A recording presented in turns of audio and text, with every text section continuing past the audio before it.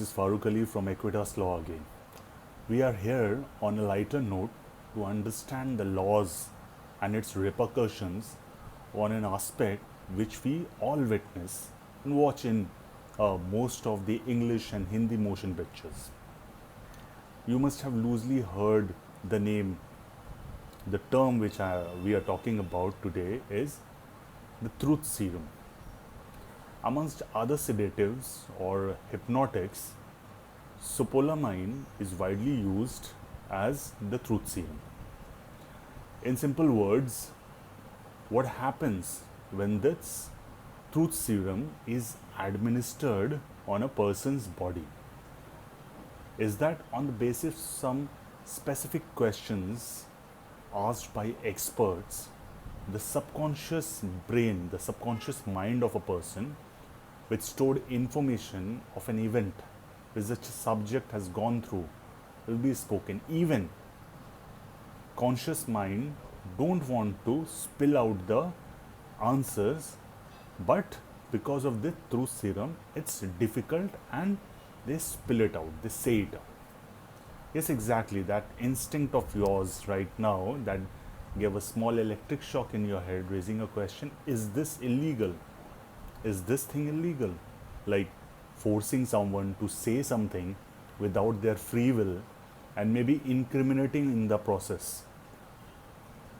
And the most basic and most important thing is how far this truth serum actually works, whether the person answering is answering correctly or not.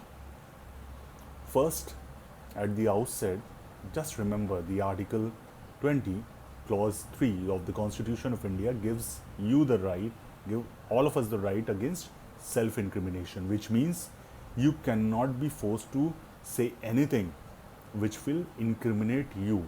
However, keeping in mind that the rule may or may not apply to a witness in a case. We'll talk about that part at a later stage. Now, we'll go to section 27 of the Evidence Act, read with Article 20, Clause 3 of the Constitution of India. Basically, combining both these provisions, which says that if there is a statement made by the accused in a case, whether that statement is a confession or not, and that statement is made in the custody of a police officer, but the same, if leads to a fact discovered due to that statement made, is a proven fact.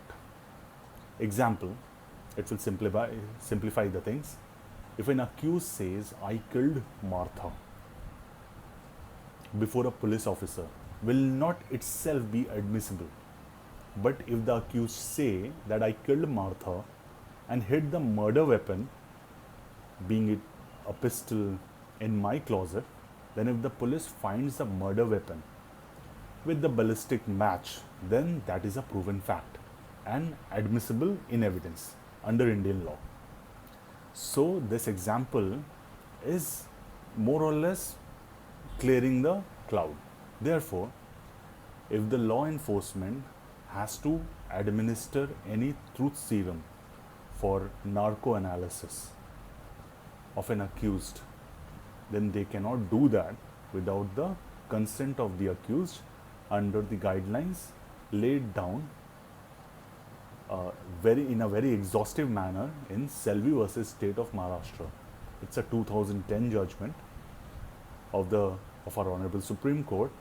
Otherwise, the facts taken and all other connected matters will become inadmissible. So, the enforcement agencies have to keep this thing in mind. That means any information or material that is subsequently discovered with the help of voluntary administered test results of narco analysis can be admitted. In accordance with section 27 of the Evidence Act 1872, the judgment does not only refer to narco analysis technique but also referred to polygraph examination and brain electrical activation profile. Remember, always remember, the above techniques violate the right against self-incrimination. The National Human Rights Commission had published guidelines for this. Like there is a specific guidelines for administration of polygraph test, lie detector test on an accused in 2000.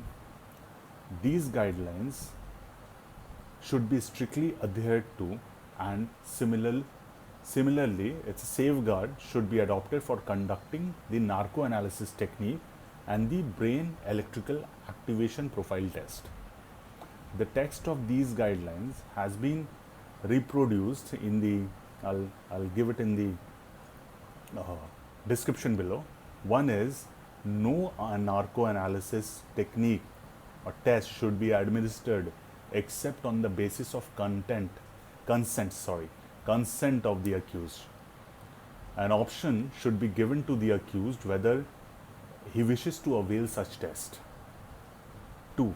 If the accused volunteers for a narco-analysis technique test, he should be given access to a lawyer, and the physical, emotional and legal implication of such a test should be explained to that person by the police authorities and his lawyer. 3 is, the consent should be recorded before a judicial magistrate. 4 will be, during the hearing before the magistrate, the person alleged to have agreed should be duly represented by a lawyer. 5 will be, at the hearing, the person in question on which the narco-analysis test will be administered should also be told in clear terms that the statement that is made shall not be a confessional statement to the magistrate, but will have the status of a statement made to the police. 6. The magistrate shall consider all factors relating to the detention, including the length of detention and the nature of interrogation which he will go through. The actual recording of the lie detector test, if it's a lie detector test, be done by an independent agency such as a hospital, and conducted in presence of that person's lawyer on which this is administered. 8 will be a full medical and factual narration of the matter, and in the manner of the information received must be taken on record. How he is speaking. So I think I have covered the relevant portions of the narco-analysis technique test. Please like, comment, share this video and subscribe to my channel. Thank you.